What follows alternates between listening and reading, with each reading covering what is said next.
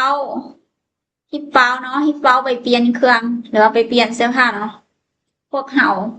ใกล้ที่จะออกไปข้างนอกละ好吧今晚我们要去哪好吧今晚我们要去哪好吧โอเคหรือว่าได้เลยเนาะหรือว่าโดย今晚คืนนี้我们พวกเขา要พวกเขาจะเนาะชื่อไปนาแม่นใส่เนาะใส่หรือว่าอยู่ใส่โอเค好吧今晚我们要去哪โดยคืนนี้พวกเราจะไปใส่保密给你一个惊喜保密给你一个惊喜保密มันเป็นความลับเนาะรักษาความลับหรือว่าเป็นความลับเก๋ให้เนาะหนีเจ้าเกอตัวนี้เป็นอันหนึ่งเนาะ惊喜惊喜เป็นเรื่องเซอร์ไพรส์หรือว่าเรื่องที่แบบว่าแปลกประหลาดใจเนาะ保密给你个惊喜ความลับจะเซอร์ไพรส์ให้เจ้าเนาะ晚上好，老师。晚上好น้องหมอ行吧行吧ก็ได้หรือว่าได้เลยนะ你快点儿จริงๆตัวนี้ถ้าหากจะใช้แบบนี้มันต้องมีหมายจุดเนาะโอเคแต่ว่าอันนี้อาจารย์น่าจะลืมใส่หรือมันเลยเนาะใส่ต่อจากอันนี้เลยโอเค你快点儿我们要迟到了你快点儿我们要迟到了你เจ้าเนาะ快点儿快ไวเนาะเดี๋ยวน้อยนึง我们พวกเขา要จะเนาะ迟到เป็นสายเนาะแล้ว你快点儿我们要迟到了เจ้าไวเด้เนาะอยู่นี่อาจารย์ลืมใส่เจ้าไวเด้พวกเขาจะสายละ等一下อีตัวนี้ต้องเป็นเสียงสองเนาะโอเคอย่าลืมอ่านออกเสียงสองให้อาจารย์เลยนะที่นี่อาจารย์ใส่เสียงหนึ่งเนาะ等一下我马上就好了等一下我马上就好了ตึงตัวนี้เป็นท่าเนาะอีเชี่ยเป็นแป๊บหนึ่งหรือว่าจักหน่อย我快马上ตัวนี้แบบใกล้ๆนะเนาะจิ้วก็หาวแบบแล้วละสำเร็จละหาวตัวนี้แล้วเนาะ等一下我马上就好了ถ้าแป๊บนึงค่อยใกล้จะแล้วล่ะ好的พวกน้องฟังทันบ่โดยท่านครับแต่โอเคน้องล่าที่มาอ่านบ่น้องล่าโดยแต่มีน้องคนใดที่สนใจอยากจะมาลองสนทนากับน้องล่าบ่น้องอาจารย์เหมือนกันค่ะโอเคบ่มีบ่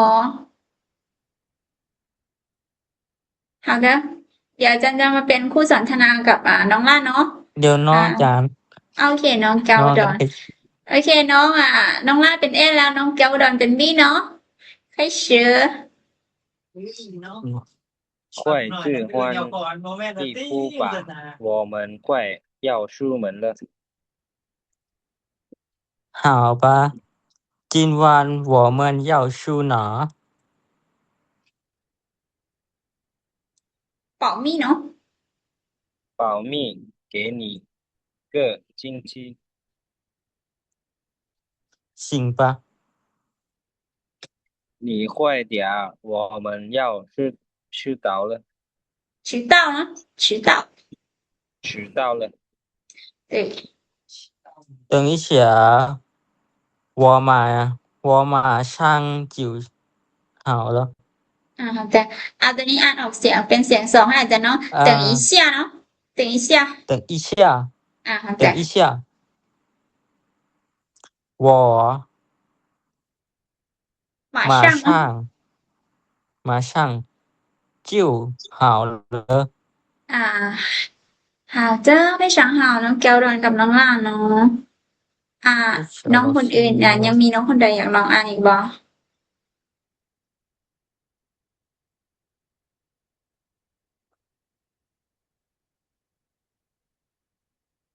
โอเค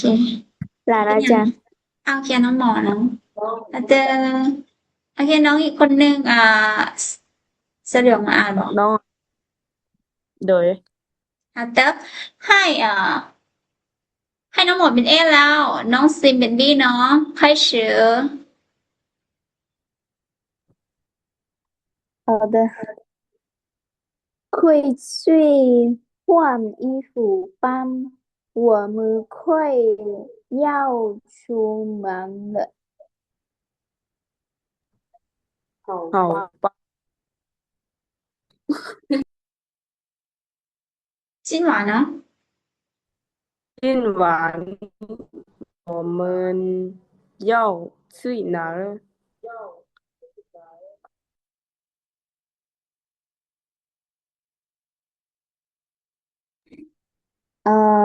保密跟你给你เนาะ给你惊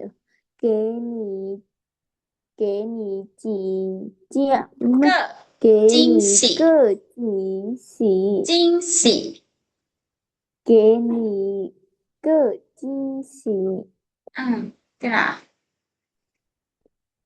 行吧呢行吧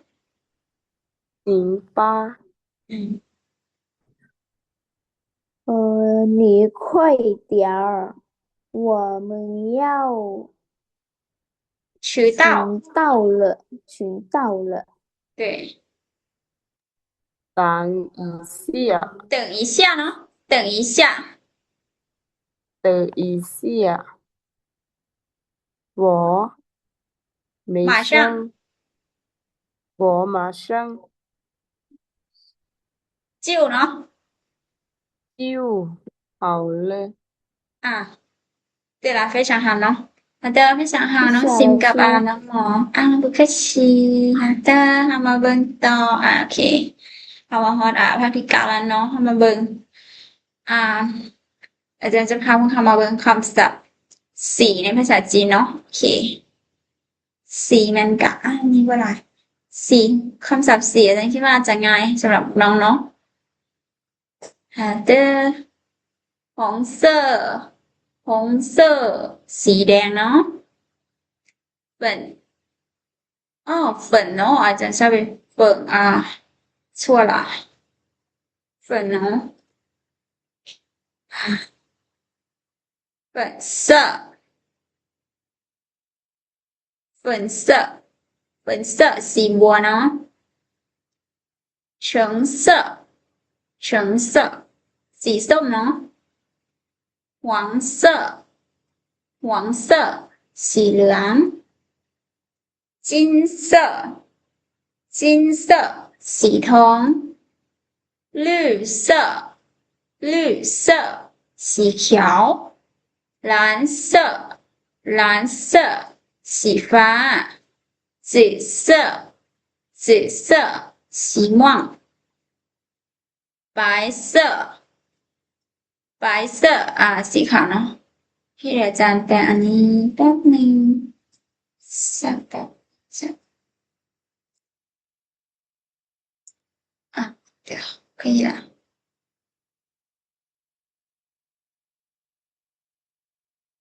银色银色สีเงิน黑色黑色สีดำ灰色灰色สีเทา棕色棕色สีน้ำตาล褐色褐色สีน้ำตาล棕色กับ褐色จะเป็นสีน้ำตาลกันเนาะ红色สีแดง粉色สีบัว橙色สีส้ม黄色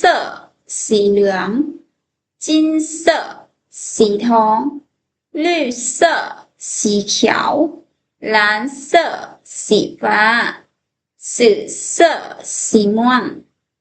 白色สีขาว银色สีเงิน黑色สีดำ灰色สีเทา棕色สีน้ำตาล褐色สีน้ำตาลหาเตอฟังทานบอกน้อง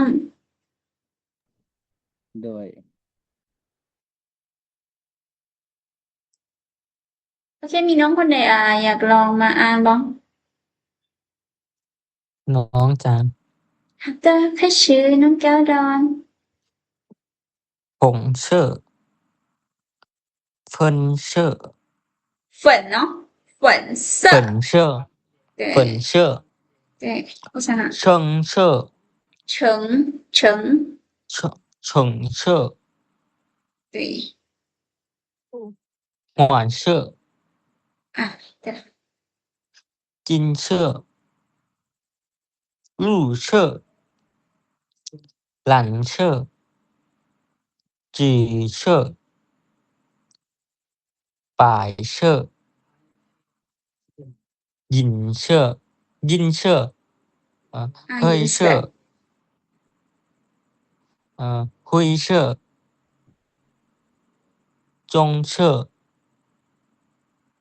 เฮ่อเช่อ好的非常好เนาะน้องแก้วดอนโอเคมีน้องคนใดอยากลองอ่านอีกบ่ โดยหลัง น้องล่าบ่开始โดย红色粉色橙色黄色金色绿色蓝色紫色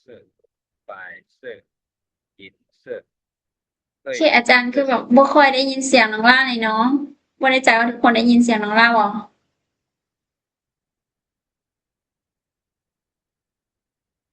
แค่น้องล่าเข้าใจแล้ว เพราะนั้น黑色好的เพราะอาจารย์บ่ค่อยได้ยินเสียงน้องล่าเลยเนาะ灰色ได้ยินละ棕色褐色好的非常好น้องล่าโอเคมีน้องคนใดอยากลองอ่านอีกบ่โทรศัพท์หลังลำโพงมันบ่ค่อยดีน้องล่าเป็นหยังก่อ โทรศัพท์หลังลำโพงมันบ่ค่อยดีแล้วนะโอเคบ่เป็นหยังเนาะเพราะว่าบางเทื่อน้องล่าเว้าแล้วอาจารย์บ่ค่อยได้ยินเสียงเลยโอเคบ่เป็นหยังได้ยินแล้วเนาะแต่มีน้องคนใดอยากลองอ่านอีกบ่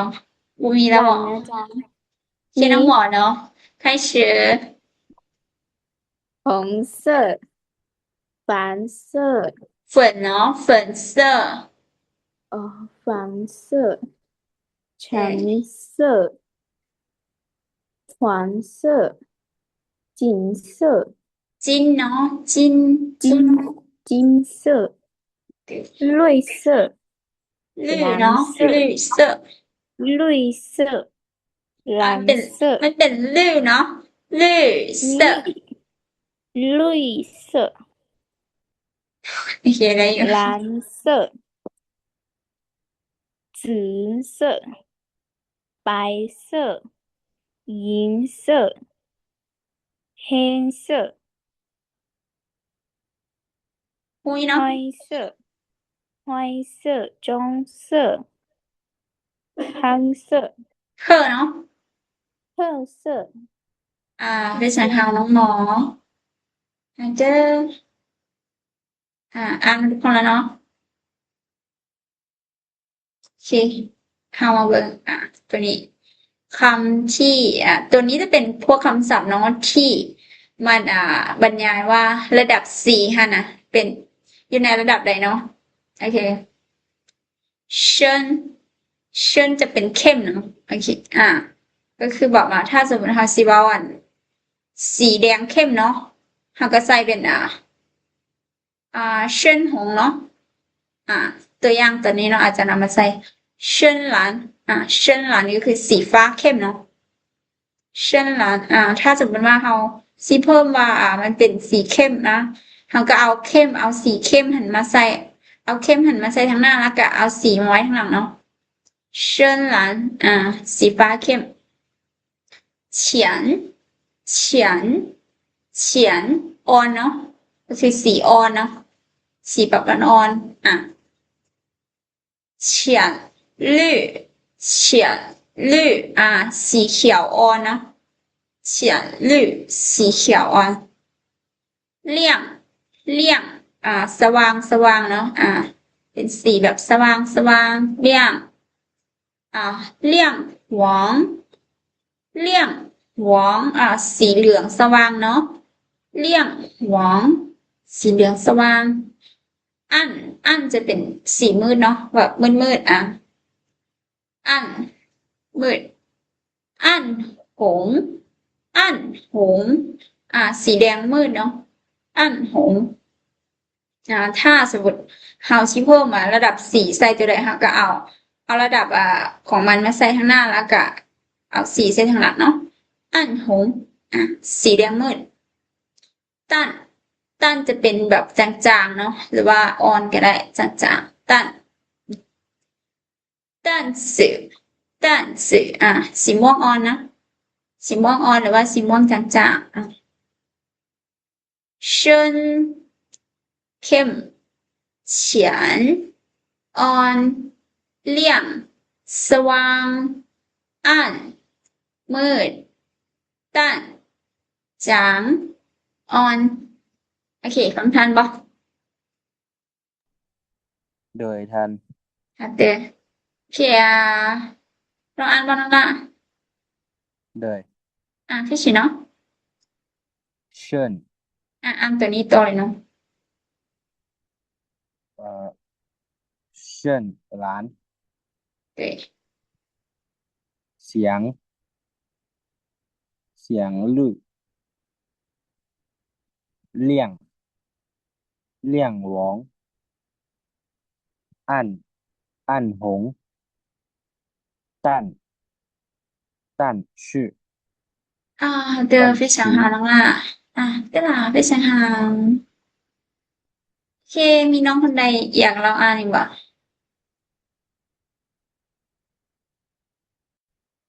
มีบ่น้องจาน好的开始เชิญเนาะเชิญเหรียญเชิญหลัน对เฉียนลู่เลี่ยงหวาง เล่งขวาง อ่าเดี๋ยว อัน อันหง หงเนาะ อันหง ตั้น ตั้นจี หาเจอพี่สังหาน้องแก้วดอนโอเคยังมีน้องคนใดอยากลองอ่านบ่มาละบ่ หลานอาจารย์ โอเคน้องหมอหาเจอแค่ชื่อ ช่างฉี อ่ะ เลี่ยน อ่านกัน โอ้ช่างช่างเลี่ยนช่างหลาน อ่ะเดี๋ยวน้องอ่าน ฉีโอ้ น้องเข้าใจละ ช่างช่างช่า อัน ง นี้บ่ หลานแม่น หาเจอ เอ่อฉีฉีลุย เฉียนลื่อเนาะ ฉี ลื่อ ลุย มันจะบ่ออกเป็นลุยมันจะเป็นลู่แต่ว่ามันจะแบบ ฉี เป็น ลุ ลู่ที่ออกอีกนิดนึงเฉียนลื่อ ฉีลุย แต่มันจะบ่เป็นลุย มันจะเป็นมัน ลู่ เสียง แล้วกับเป็นออกเป็นยูอีเนาะเป็นอืม ยุยเนาะ ลุย ลื่อ ฉีลุย ลื่อลู่แล้วก็ออกมีเนาะ ฉีลุย ลื่อลื่อ ฉีลุย โอเค มีแต่น้องต้องได้พยายามไปอ่านคือเนาะเพราะว่ามันจะบ่เป็นลุยเนาะมันจะเป็นลื่อ เด เฉียนลื่อ แต่ เลี่ยนเลี่ยง หวง หวานน้ำน้ำหง เนาะ อ้ำอ้ำหง หง หง ตั้งจื่อนะ 蛋子对谢按谢完了很好老师我开始非常好นะน้องหมอนโอเค ยังมีน้องคนใดอีกบ่อ่านหมดแล้วบ่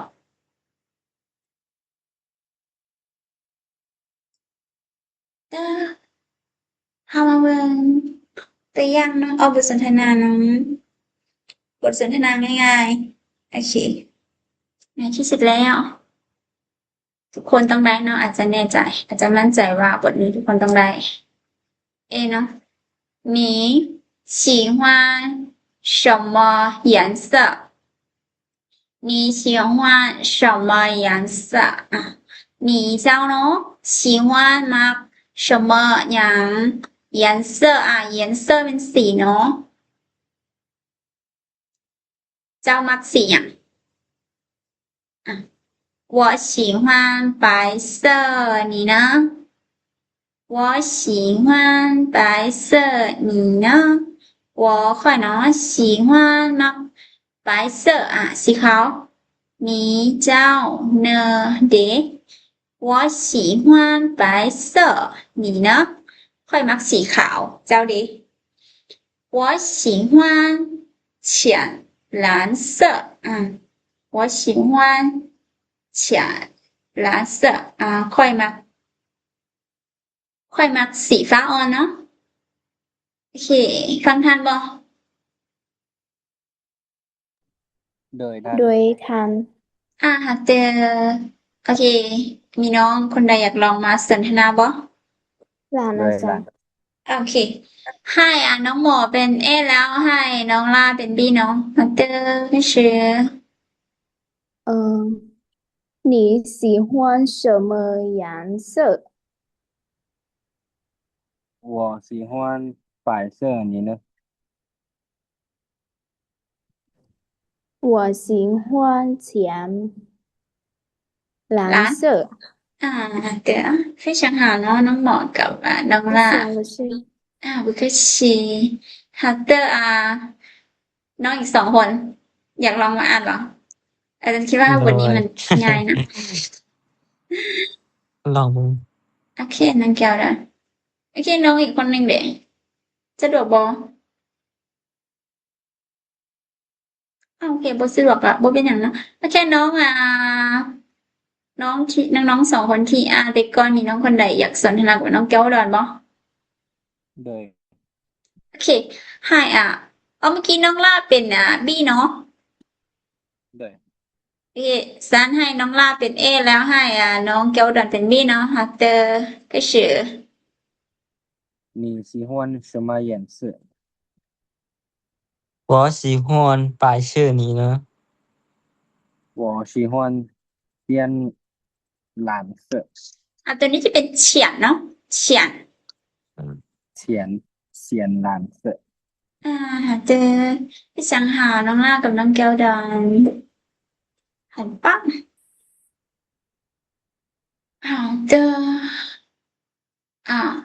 这个อันนี้รู้สึกว่าโอเคคำศัพท์อยากจะยากนิดนึงเนาะโอเคแต่ว่าเรามาเบิ่งไปนำกันโอเคเรามาเข้าต่อภาคที่10เนาะเราจะมาเบิ่งคำศัพท์เกี่ยวกับระบบการศึกษาเรามาเบิ่งระบบการศึกษากันเนาะ学制ระบบการศึกษา幼儿园โรงเรียนอนุบาลเนาะ小学โรงเรียนประถม初中ม.ต้น高中ม.ปลาย中专สั้นกลางเนาะ大专สั้นสูง大学มหาวิทยาลัย学院มันจะแปลได้ทั้งว่าเป็นคณะเนาะหรือว่าเป็นวิทยาลัยเนาะ硕士ปริญญาโท博士ปริญญาเอก学校โรงเรียนเนาะ好的学制ระบบการศึกษา幼儿园โรงเรียนอนุบาล小学โรงเรียนประถม初中ม.ต้น高中ม.ปลาย中专สั้นกลาง大专สั้นสูง大学มหาวิทยาลัย学院คณะหรือว่าวิทยาลัย硕士ปริญญาโท博士ปริญญาเอก学校โรงเรียน好的ฟังทันบ่โดย โอเคน้องลาเว้าหยังบ่อาจารย์บ่ได้ยินน้องโดยทันแต่โอเคน้องลาน้องอ่านบ่โดย开始เนาะ学制幼儿园幼儿园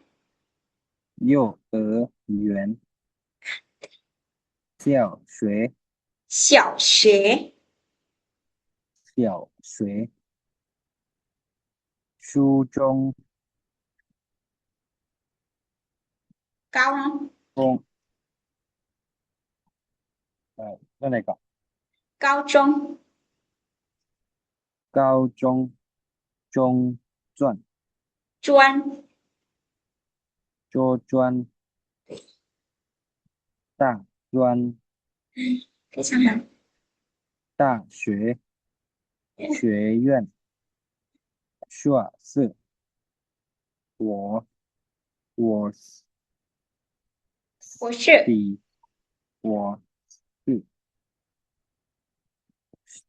学校好的非常好น้องล่ะโอเคมีน้องคนใดอยากลองอ่านบ่有吗น้องจัน好的 OK